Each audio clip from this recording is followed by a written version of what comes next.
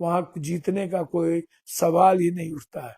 आपने कितने बार कहा, आपका मैं दिखाता हूं, आपने कहा था कि किसी कीमत पर इनके बाप का औकात नहीं, लालू यादव का बेटा कभी भी चुनाव नहीं जिता सकता। अब देखो आपने क्या लिखा है ओबीसी जी, लिख कर रख लो, लालू तेजस्वी से मोदी और बीजेपी नहीं रुकने वाली, वो सिर्फ खरीदना और बेचना जानते हैं, दूसरों के बारे में। ओवैसी राजद और कांग्रेस के झूठ के अपने जूते। आप कभी कांग्रेस को कभी गाली देते हो, कभी राजद को, और पप्पू यादव को गाली देके क्या करोगे? देखो ओवैसी साहब, जैसे आप अल्लाह से डरते हो वैसे मैं भी अल्लाह और ईश्वर से डरता हूँ। उसके अलावा दुनिया में भगवान, पप्पू यादव राजनीति करे न करे, आप मुसलमानों के यार में पप्पू यादव को न धमकाओ प्लीज, मेरा रिक्वेस्ट है आपसे। मैं आपसे हैदराबाद क्या धरती पर कहीं भी संघर्ष और आवाज देने को तैयार हूं। आप जिस तरह की बात करते हो, मुझे ऐसी राजनीति नहीं करनी है जो स्वाभिमान और सम्मान पर ठेस पहुंच जाए।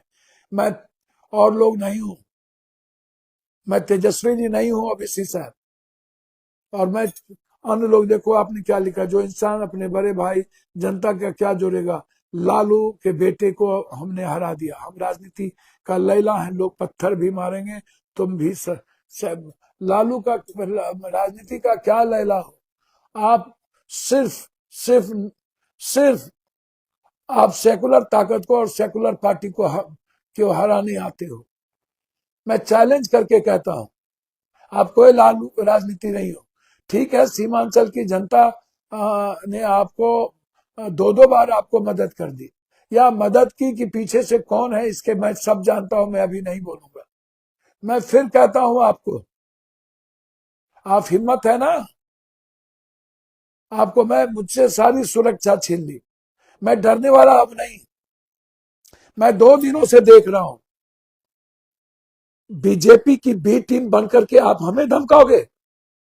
हमको जिस दिन जाना होगा मैं चला जाऊंगा। रिजाइन रिजाइन की बात करते हो? कौन डरने वाला है तेरे जैसे लोगों से?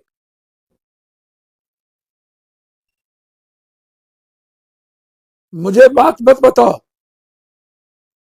मैंने कभी आपका सम्मान अपमान नहीं किया है, लेकिन पूरी सीमांचल को बीजेपी की गोद में देने वाले हमें मत समझाओ।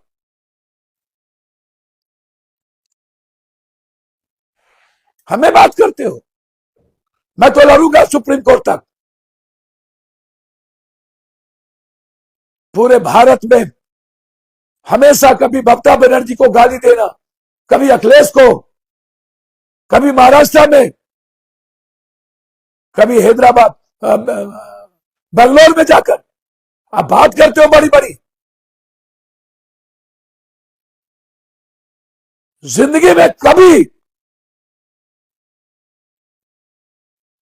आप सेकुलर नहीं हो सकते।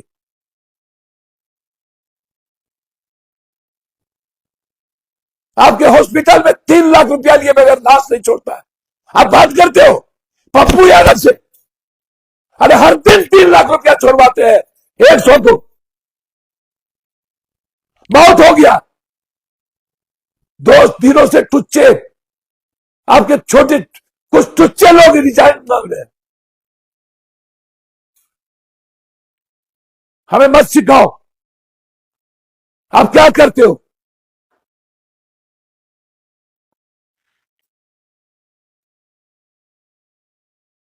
हमारी सरकार बनने में बाधक हुए।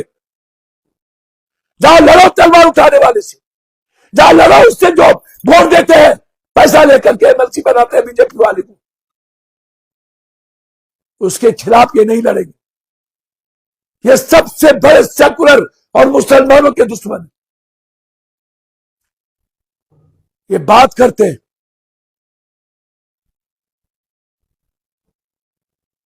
अब बहुत हो गया,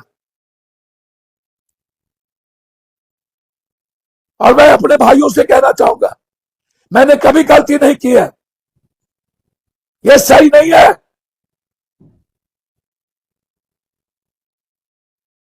जिसके हर घर में पप्पू यादव गया हो वो हमें सुनाएगा, जिसके लिए 24 घंटा जिया हो।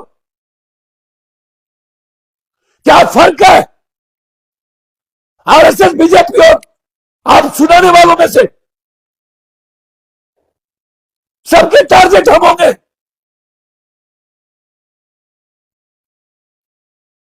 क्षमा करिएगा, मैं और लोग नहीं हूं। हमें खुददारी बेच करके राजनीति नहीं कर रही है। किसी के टोकरी पर रोटी पर नहीं पड़ना है मुझे। ऐसी गंदी राजनीति को मैं तौबा करूंगा, लेकिन जीऊंगा शान से। सही नहीं है ये। हाथ जोड़ता हूं, प्लीज जो लोग लालू जैसे लोगों, जीके जैसे लोगों का सम्मान न करे, वो आप क्या बात करोगे? और कहता है बीजेपी को नहीं हरा पाएगा।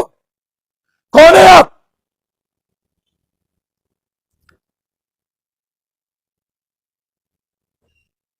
सही नहीं। ये बीजेपी वालों ने सबसे मिलकर के साजिश रची है। सेकुलर और हमारी सरकार चीनी है। हम लड़ेंगे, हम बिहार बंद करेंगे, सुप्रीम कोर्ट तक जाएंगे। हम चैन से नहीं रहेंगे चोरी करने वालों के खिलाफ। हम लड़ेंगे, हम सड़कों पर लड़ेंगे, चाहे मेरी जान रहे या चली जाए। अब नहीं, यदि यहां नहीं लड़े तो ये लोग मुल्क को खत्म कर देगा। बंगाल, असम और 2029 को ये लोग इसी गद्दारों के साथ मिलकर खत्म करेगा। ये लोग मुल्क के गद्दार है सब,